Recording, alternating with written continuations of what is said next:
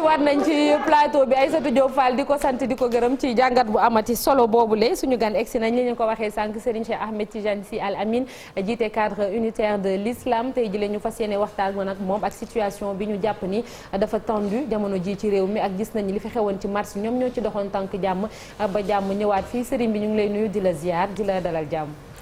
asalaamaaleykum wa rahmatullahi wa barakatuhu soxna Naata ñu ngi leen di nuyu di leen ziar di nuyu kilifa diine yi ci réew mi yëpp di leen ziar di leen jox seen wàccuwaay di nuyu mboolem kilifa àdduna yi di nuyu seen mbokki téléspectateurs yi leen di seetaan di remercier encore ci invitation bi ngeen ñu invité tey ci seen plateau. jërëjëf macha allah c'est pas une première chaque fois moom dafa ñuy wuyu si ñu bàyyi ko rek waxtaan bi ak Chérif Dia pour commencer Chérif. naa dañu ko waxee noonu la ñu ngi koy sant di ko gërëm moom sëñ Cheikh Tidiane Sy Al Amine moom moo jiite cadre unitaire de l'islam au Sénégal seen taxawaay nag yenn saa yi bu amee fu dëkk bi toll gisoon nañ ci mois de mars bi ci ndigalu kilifa diine yi ngeen dox ci tànki jàmm ba lan doon njort ci réew mi même si am nañu ñàkk seen bakkan mujjuta am tey jii na gis nga ko dënn yi jugati na sëñ bi ñu ne ana kilifa yi xanaa lan commencé woon ci mois de mars duñ ko wéyalul ban yegg si waat ci situation bi tey. waaw xanaa tey dinaa waxe peut-être ci beneen anam ndax damay faral di wax ni ku miin say wax yàpp la loolu la olof yi di wax te kilifa diine yi yaakaar naa dañoo am ay moments solennels yoo xamante ne dañ yëkkati seen i kàddu boo gisee ci événement yi fii weesu yëpp muy màggal gi muy gàmmu yi nga xamante ne am na ci këru diine yi kilifa yëpp wax nañ ci wàllu dalal réew mi ci wàllu politique wax nañ ak politiciens yi Serigne Mountakha Bachir Mbacké yàlla na yàlla gën a dëgëral taxawaayam ci discours bi nga xam ne Serigne Bass Abdou Khader moom moo ko wax ci porte-parole am gis nga wax na li mu wax ci mbiru politique ngir wàllu dalal réew mi Serigne Babacar Sy Mansour moom tamit ci discours am yëkkati ni ci kàddoom wax ci mboolem kilifa diine yi nga xamante ni yëkkati nañ seen kàddu ci gàmmu yi wax nañu ngir réew mi am ndal ci wàllu lii ñu dëkk man muy wàllu politique bi waaye nag kilifa yi aussi mënuñu lu xew rek ñu leen jóg leen ndax dafa am loo xamante ni il faut que politiciens yi dimbali leen ci mooy Sénégal dafa mel ni dafa am benn éternel recommencement depuis la nuit des temps 1962 laa ko mën a tuddee sax ba tey dafa am benn cycle boo xamante ni à chaque fois bu élection jub see rek il faut que mu am ay fitna yu jóg ma ni xanaa ñun xooluñu exemple pays yi nga xamante ni ñoo nekk suñu wet xool fu mel ni Cap-Vert ñaata yoon lañ fa am ay alternance ñaata yoon lañ fa am ay élection foog naa ni bërki démb rek la élection mujjee am te kenn déggu leen jaar na ci yoon waaye Sénégal dafa mel ni politiciens yi dimbaliwuñu kilifa diine yi su ma nee politiciens nag ñëpp laa ci boole muy ñi nga xamante ni ñu ngi ci wàllu nguur gi mais aussi ñi nga xamante ni ñu ngi ci wàllu opposition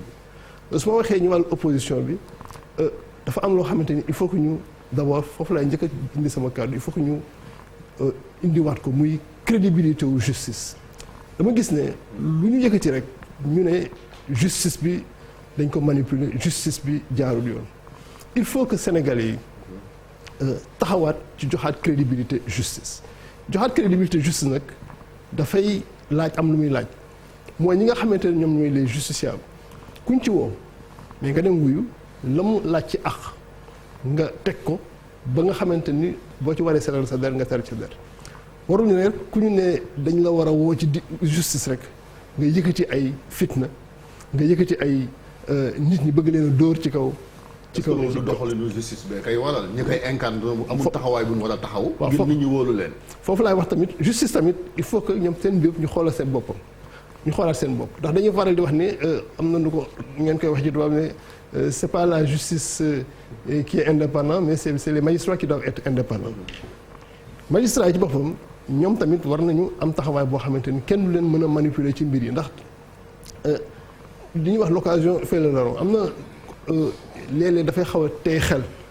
am na situation yoo xam ne bu amee day xaw a tey xel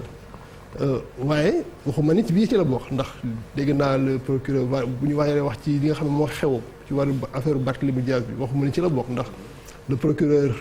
auprès de la cour d'appel je crois génne na sax communiqué ne moom la waa ne woon nañ ko depuis le mois de juillet mais aussi ki nga xamante ñooy incarner justice wala ñi nga xamante ñooy incarner état dans sa globalité il faut que ñoom tamit ñu am plus de générosité su ma waxee générosité mooy bu fekkee ni situation boo xamante ni mën na indi fitna war nañoo am anticipation war ko bañ a indi ci anam boo xamante ni buñ amee dina tey xel te loolu laay woo opposition bi loolu laay woo pouvoir yi ba ku ci nekk taxawaay ba nga war a am ci wàllu dalal réew mi nga am ko opposition bi wane nañu beaucoup d'amateurisme ci lii fi xew fan yi ci gannaaw war nañu leen a peut-être maa ngi koy déglu bi may ñëw am na ko wax ci seen plateau bi ñu jàngatalaataat seen militants yi ba anam bi nga xam moom la ñu war a taxawee ci wàllu politique ñu mën ko taxawee pouvoir tamit dañ koy woo ci mu am plus de générosité ci situation surtout problème dépôt de liste yi nga xam ne am na ko ba jeu démocratique bi nga xamante noonu ci la ñuy woo askan wi yëpp ñu mën cee dem ci anam ba mu gën a rafete ndax élection boo xam ne dañ ciy dem comme yéen a njaboote citoyen yi yéen kilifa diine yi muy ci jullit yi ci chrétiens yi bu fitna amee kilifa diine yi gis na dañ koy yegg gis na li xewoon ci mois de mars finalement sax yéen a décanté woon situation bi est-ce que entre temps am na jéego yu ngeen ci doon def ngir suuxat loolu wala dañuy xaaraate ba musée ba amaat rek ñu ne na leen daw ci kilifa diine yi waaw ñun si wàllu cadre bi damay wax toujours ne cadre bi bras technique la duñu autorité dañoo am ay kilifa diine yoo xamante ni suñu yëkkatee seen kaddu ba ñu gis nañu lii mooy seen ay orientation ci wàllu doxalinu réew mi ñun ñu xool naka lañ koy concrétiser ba tax na ñu ngi doon xalaat woote le 15 bi lañ ko bëggoon def incha allah benn waxtaan boo xamante ni dañuy fexe ba benn charte de non violence parti politique yi voix politique yi dans leur ensemble ñu ñëw signé ko charte de non violence boobu lan lay wund day li ma wax sax moo ci nekk opposition dina mën a dem ci élection ci anam boo xamante ne anam bu mucc ayib lay doon mais état bi nga xamante ne mooy organiser moom tamit élection organiser ko ci anam boo xamante ni anam bu mucc ayib lay doon. Marcel. bonjour Serigne Cheikh Ahmed Tidiane Sy maa ngi lay nuyu di la laaj rek est-ce que foogoo ne peut-être au-delà des événements les discours yi nga xamante ne moom la kilifa diine yi di faral di génne. Est-ce que au-delà de ces événements-là mënuñu xalaat peut-être benn agenda boo xamante ni ça remet à jour ces mêmes discours pour ne cesser d'appeler à la sensibilisation. waaw li may wax toujours mooy religieux yi waruñu nekk rek di nekk dans la réaction nekk dans les en tant que sapeur-pompier rôle boobu lañ ñu bëgg a jouer loo mais loolu ko daan jouer ci anam boo xam wala boo kilifa yi dañ ko daan jouer ci anam boo xamante ni daf leen di fekk ci événement yu ñu bett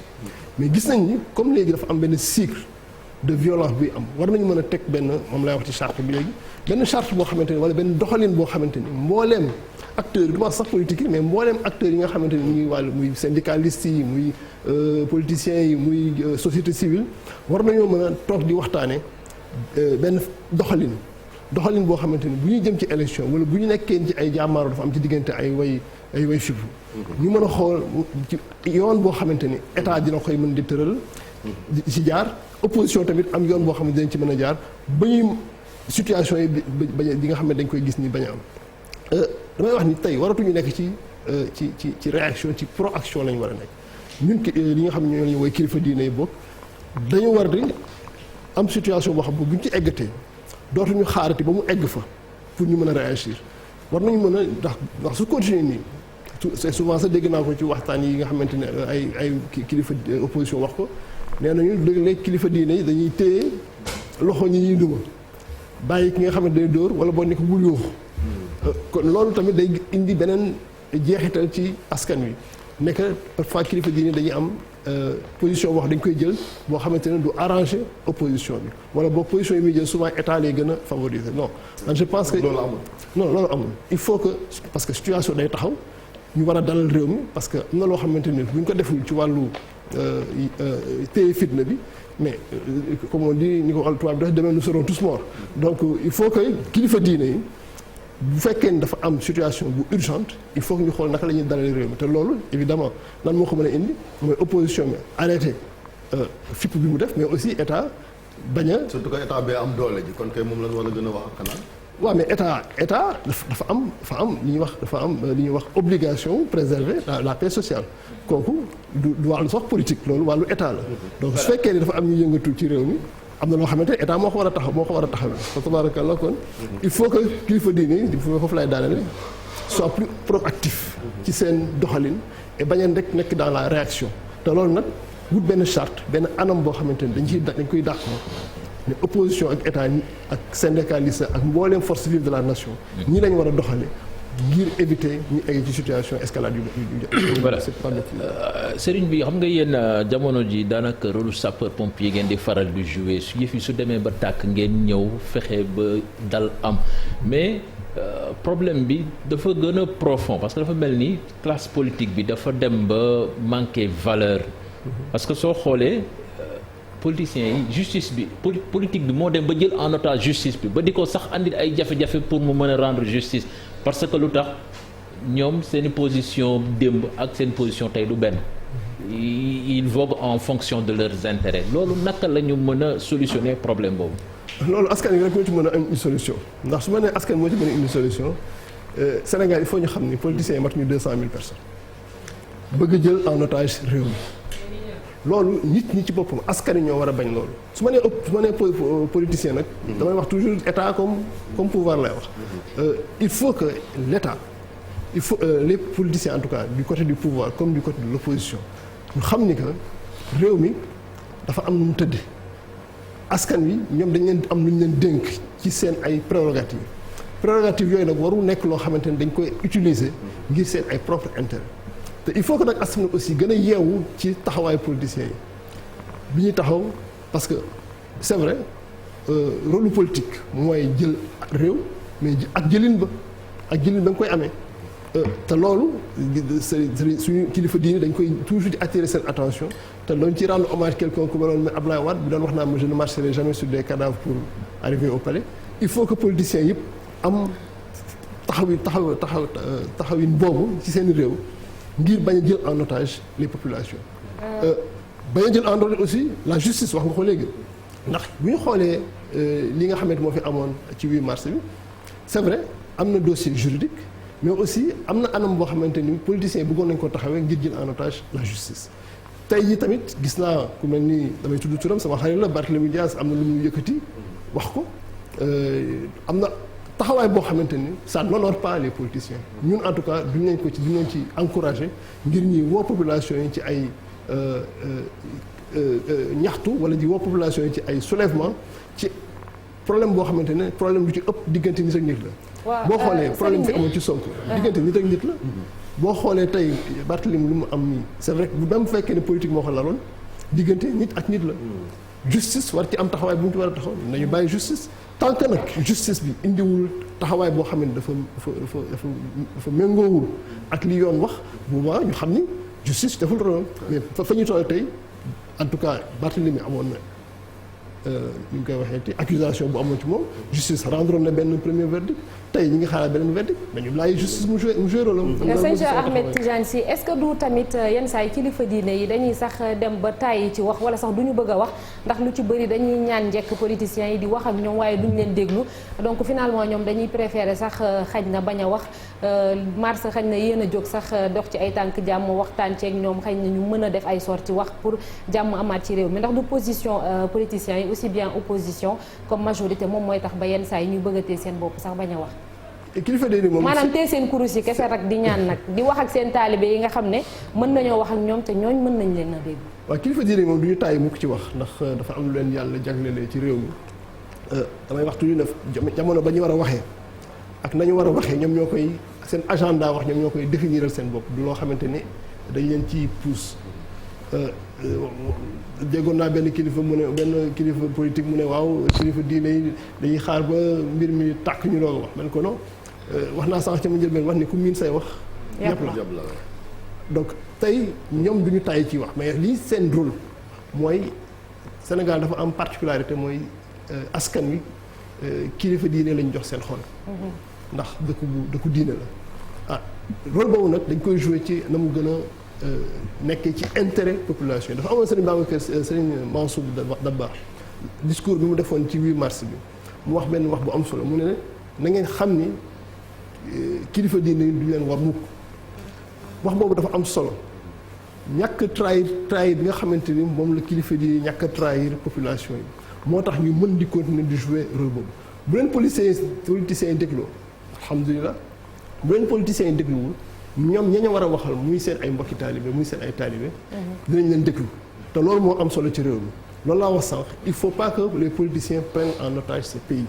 ndax am na ay remparts yu nekk ci réew mi ñoo xamante ni dinañ ko ne jouer seen rôle jëmale ko ci askan wi te heure bu ko jotee dinañ ko def ci wàllu action muy fay sapeur-pompier bi ngeen waxoon ci wàllu proaction léegi mooy démarche bu bees bi nga xam ne moom la ñu bëgg kilifa diine di ko jël balaa mbir mi di am ñu xool yan anam la ñu war a jaar. di prévenir waaye Malick. d'ailleurs man foofu sax laay rebondir parce que sëñ bi ginnaaw bi ñu la nuyoo ba pare jox la sa wàccuwaay dañuy faral di wax di nañ ko def joo gis rek ci nañ ko waxtaane la doon. te lii ñi nga xam ne moom la ñuy tiit tey waxtaane nañ ko publiquement ba ñëpp dégg ko ñii ci kujje gi woote nañu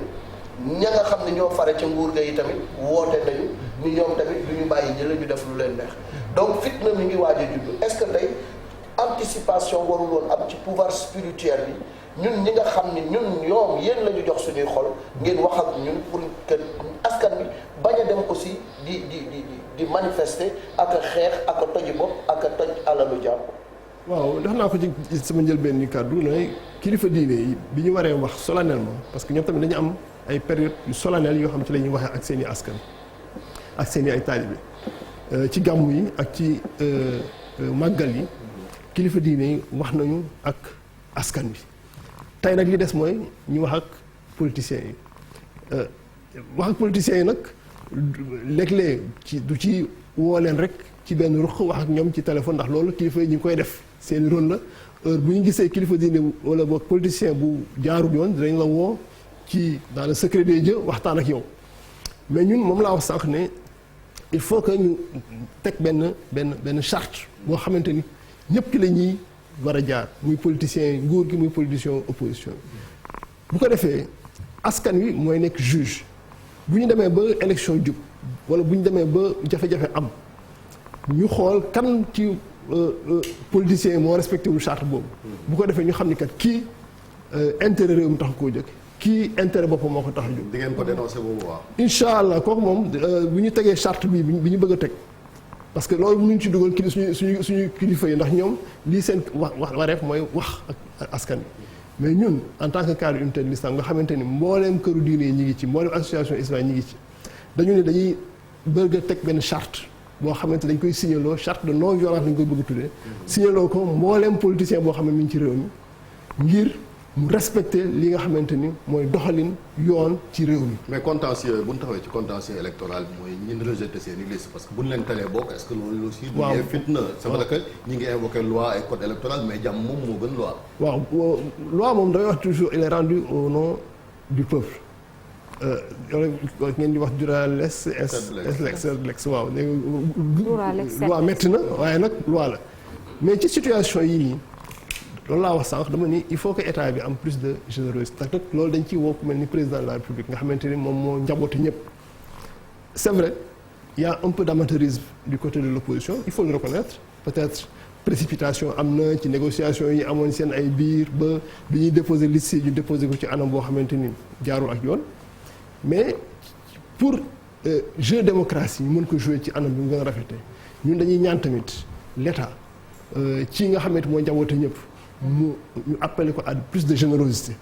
mu xoolaat naka la ñuy mën a def ni liste yi nga xamante dañ ko invalidé woon ñu xool naka lañ leen di mën a dabaatale ba situation dem ci élection yu apaisé am mais aussi respect wu démocratie am ndax bu ñu demee ci élection boo xamante ni ñëpp teewuñu dina fekk comme na ko wax sax maa ngi koy dégg ci rajo bi may ñëw am na koo xamante ni nomination la gën a doon ko élection kon fa tabarakallah dañuy ñaan rek état ci si anam bi ñu nekk nii mu oyofalaat loxoom may nit ñi nga xamante dañu am jafe-jafe ñuy présenter seen liste ñu may leen lu ñu dabaatale ba ñu dem ci élection ci anam bu gën a rafet. Malick Goye su tey bi rek looy wax askan bi ci li nga xam ni moom la ñuy tiit muy fitna ji askan bi yëpp di ragal tey. waaw man foo tourné takk der yaa nga taxaw. waaw man tuuti naa peut-être ci woo askan ndax sama ay kilifa ñoo nekk ci. mais loolu leen di dégg waaye ci sama wàllu bopp. damay wax ni am na loo xamante ni fitna moom kenn du ko ñaan yàlla moo ñu tere ñu yee fitna ci àdduna. kon dañuy ñaan nit ñi ñu bañ a yee fitna.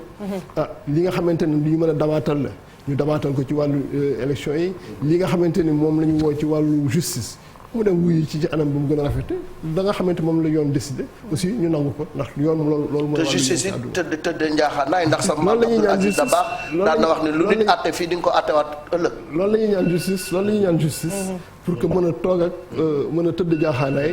ci li nga xamante ni jërëjëf laaj bu dernière question rek Chérif 9h jot na Chérif 9h jot na te sëñ bi leer na ma ne dafa am yeneen yitte yu muy dem koy woo noonu téléphone bàyyi ko. nag maa bëgg a jaxaseeg sëñ bi waaye loolu mënoo ko acca Chérif gaawal non parce que gisoon nañ bi mu amee ci mars bi yaa ngi ci secteur privé bi di yëngatu conséquences yi mu amoon ñun yàqaloon ba léegi sax ñun ci dàmp bariwut tey tamit gis nañ dëkk bi ni ñu ko bunkerisé ñu bëri xëy na duñ xëy est-ce que ci jamono ji nga xamante ne Covid bi impact na bu baax li naan le secteur privé l'économie de manière générale fii ci Sénégal. waaw bind naa benn article yàggul sax ma ni nous sommes pris en otage par l'économie pris en otage par le politique ma wax ni dañuy dem ci ñetti élection ñi ngi dem ci local ñi ngi dem ci législative war a jëm ci présidentielle muy ñetti année yoo xamante ne année électorale la nar a doon dafa nar a nërmeelu économie bi ñun ñi nga xam ne dañuy wàllu ci wàllu koom xam nañu élection li muy causé ci ñun en perte de chiffre d'affaires il faut que politique yi aussi dimbali économistes yi ñu ngi koy waxee ti homme d'affaires yi wala boog ñi nga xam ne dañuy wàllu ci wàllu koom ñu jàppale leen ci seen taxawaay ndax bu fekkee ne dafa nekk dañu nekk année réew moo xamante ne heure bu élection amee économie bi taxaw day indi ay jafe-jafe te li nga wax tamit muy ay événements yoo xam day indi ay nërmeelu ci wàllu yenn secteur d'activité muy wàllu ci transport parce que bu problème amee oto yi dootuñu daw léppay taxaw ñi nga xamante dañu yore seen ay boutique dañuy tëj léeg-léeg nga am une journée entière boo xamante ni sa ay employés dañu naan mënuñoo ñëw parce que amuñu fu ñu jaar yooyu yëpp ay jafe-jafe la yoo xamante ni il faut que politiciens yi wàcc ci seen loxo. comme li ma wax sànq bañ a jël en otage ils ont pris en otage le pays maintenant ils prennent en otage l'économie il faut ñu leen di ñaan vraiment ñu may ñu ndax réew mi dal indi ci ndax réew mi nekk ci anam boo xamante ni nekk ci jàmm. c'est vrai élection wax nañ ko mooy respiration démocratie waaye benn élection tous les 5 ans wax dëgg yàlla doy na ci réew. dañ ko rationaliser benn élection tous les 5 ans. élection yi daf ko élection générale. merci beaucoup jërëjëf Serigne Cheikh Ahmed Tidiane Sy Al Amine di la sant di la gërëm bu baax a baax yow yaa jiite cadre unitaire de l'islam fii ci Sénégal amoon mbégte dalal la ci suba Aïssatou mu mel ne am na benn message boo xamante ni war nga koo jébbal askan wi ab yóbbante la sax daanaka tey kilifa mi ngi